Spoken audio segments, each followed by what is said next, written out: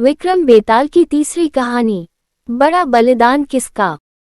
हर बार की तरह राजा विक्रम फिर बेताल को पेड़ से नीचे उतारता है और पीठ पर लादकर उसे योगी के पास ले जाने के लिए चल देता है। ऐसे में एक बार फिर बेताल राजा विक्रम को बोलने पर विवश करने के लिए एक नई कहानी कहना शुरू करता है। कहानी है राजा रूपसेन और अंगरक्षक वीरवर की। वर्धमान राज्य में रूपसेन नाम का एक राजा राज किया करता था। राजा बहुत ही साहसी, दयालु और न्यायप्रिय था। यही वजह थी कि केवल वर्धमान में ही नहीं बल्कि उसके राज्य से सटे सभी राज्यों में भी राजा रूपसेन के व्यक्तित्व की मिसाल दी जाती थी। एक दिन रूपसेन के दरबार में वीरवर नाम का एक व्यक्ति आया। जब राजा ने उसके आने की वजह पूछी तो वीरवर बोला, मुझे नौकरी चाहिए और मैं अंगरक्षक के तौर पर आपकी सेवा करना चाहता हूँ। वीरवर की यह बात सुनकर राजा ने कहा, मैं तुम्हें अपना अंगरक्षक बना सकता हूँ, लेकिन उसके लिए तुम्हें अपनी कार्यकुशलता सिद्ध करनी होगी ताकि मैं ये तय कर सकूं कि तुम मेरे अंगरक्षक बनने के लायक हो भी या नहीं। राजा की यह बात सुन वीरवर फौरन तैयार हो गया। उसने अपने बाहुबल के साथ अपना शस्त्र कौशल भी दिखाया। वीरवर की सभी विशेषताओं को देखकर राजा रूपसेन बहुत प्रभावित हुआ। राजा ने पूछा, वीरवर बताओ, अगर मैं तुम्हें अपना अंगरक्षक बनाता हूँ तो तुम्हें प्रतिदिन खर्च के लिए क्या चाहिए।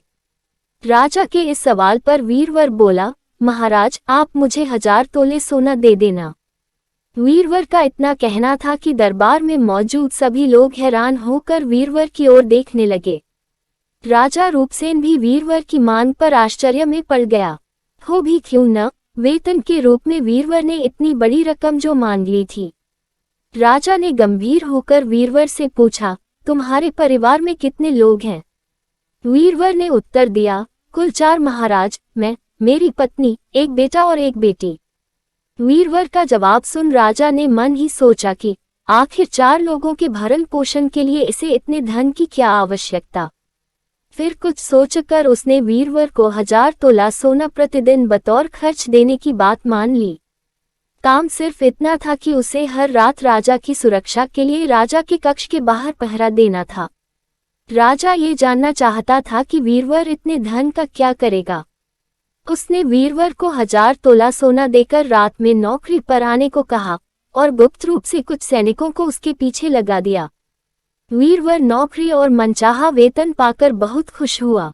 वीरवर सोना लेकर खुशी खुशी घर गया और आधा सोना ब्राह्मणों में बांट दिया। बाकी जो आधा बचा उसके 2 हिस्से किए। एक हिस्सा वैरागियों, सन्यासियों और मेहमानों को दिया। फिर बचे हुए सोने से अनाज मंगाया और बढ़िया पकवान बनवाए। तैयार पकवान को पहले गरीबों को खिलाया और फिर उसके बाद जो बचा उसे अपने परिवार के साथ मिल बांट कर खाया। वीरवर की निगरानी कर रहे सैनिकों ने ये सारा नजारा देख जाकर राजा को बताया। राजा को ये जान संतोष हुआ कि उसके द्वारा दिए धन को वीरवर अच्छे काम में लगा रहा है। अब राजा को ये देखना था कि वीरवर अपने काम में कितना खरा उतरता है।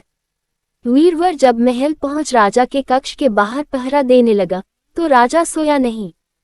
राजा पूरी रात चुपके से जांच करता रहा कि वीरवर अपना काम कितनी ईमानदारी से करता है।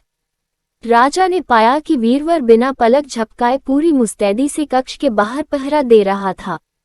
वीरवर की ऐसी कर्तव्यनिष्ठता देख राजा बहुत ही खुश हुआ। वीरवर प्रतिदिन इसी तरह सूरज ढलते ही महल पहुंच जाता और राजा की सुरक्षा में तैनात रहता। जब भी राजा को किसी भी चीज की जरूरत होती, वीरवर हमेशा हाजिर रहता। ऐसे ही देखते देखते कई माह गुजर गए। एक रात कुछ अजीब घटना घटी।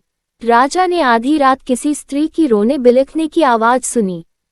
स्त्री की आवाज सुन राजा बहुत हैरान हुआ।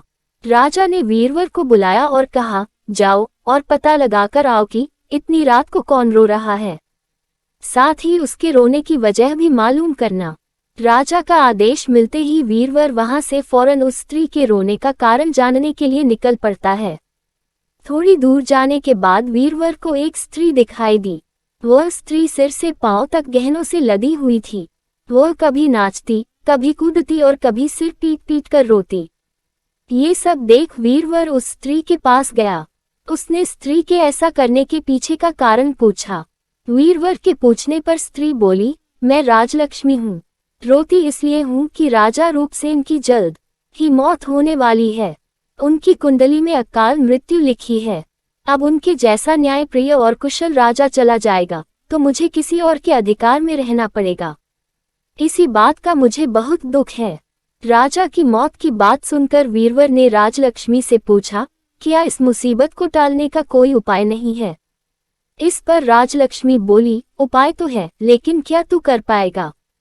वीरवर बोला, आप मुझे उपाय बताएं, मुझसे जो भी बन पड़ेगा मैं अवश्य करूंगा। वीरवर के हामी भरते ही राजलक्ष्मी बोली, पूर्व की दिशा में यहाँ से कुछ दूर एक देवी का मंदिर है। अगर उस मंदिर में तू देवी के चरणों में अपने बेटे की बलि दे देता है तो राजा पर आने वाला संकट टल जाएगा। उसके बाद राजा 100 साल तक बिना किसी तकलीफ के जीवित रहेगा और राज कर पाएगा। राजलक्ष्मी की यह बात सुन वीरवर घर की ओर चल देता है और घर पहुंचकर सब हाल अपनी पत्नी को बताता है। इतने में उसका बेटा और बेटी भी जग जाते हैं। जब वीरवर के बेटे को इस बारे में पता चलता है तो वह भी खुशी खुशी देवी के चरणों में बलि चढ़ने के लिए राजी हो जाता है। वीरवर का बेटा कहता है, सबसे पहले यह आपका आदेश, दूसरा राजा का जीवन बचा पाऊं, तीसरा देवी के चरणों में मृत्यु, इससे बड़ा सौभाग्य मेरे लिए और क्या होगा पिताजी। आप अभी चलिए, मैं आपके साथ चलता हूँ।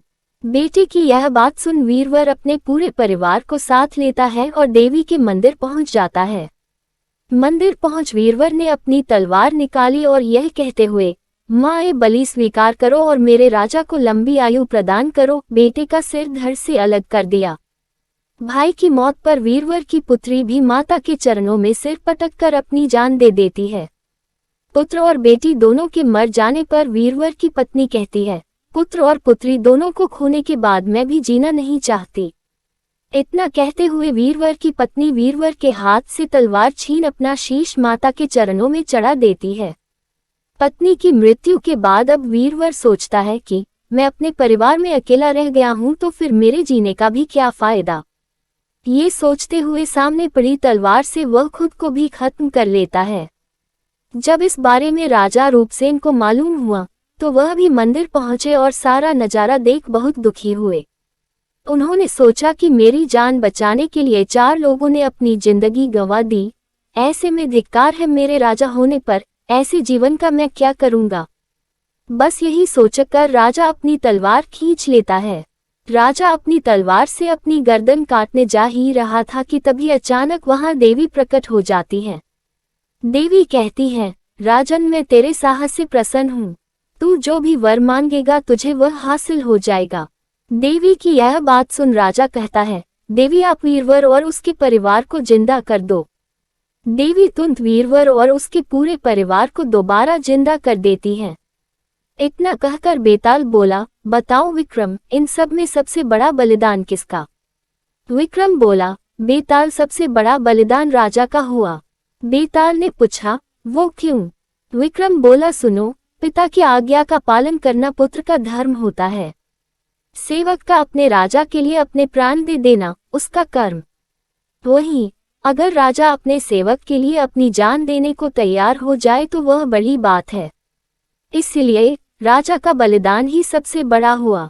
विक्रम से यह जवाब पाकर बेताल कहता है, बहुत खूब विक्रम, तूने सही जवाब दिया, लेकिन तू भूल गया, मैंने कहा था कि तू बोला तो मैं चला। इतना कहकर बेताल फिर वही पेड़ पर जाकर उल्टा लटक जाता है।